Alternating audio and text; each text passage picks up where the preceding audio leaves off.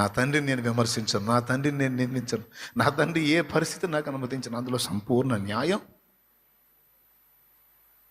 సంపూర్ణ నా క్షేమం, పరిపూర్ణ ఆయన ప్రేమ ఇదే ఉంటుంది తప్ప వేరేది ఉండదు. కనుక నన్ను సరిచేయడానికి నాకు అనుమతించిన శ్రమలన్నీ నాలో నేను బ్యాలెన్స్ అయినప్పుడు ఆయనే తీసేస్తాడు. మూడుబారిన జీవితాన్ని మళ్ళా చిగురింపు చేస్తాడు. ఎండిపోయిన దాన్ని పచ్చగా వచ్చేటట్టు చేస్తాడు. ఎడారులను జీవజల నదులుగా మార్చగలుగుతాడు. నా దేవునికి సమస్తము సాధ్యమే.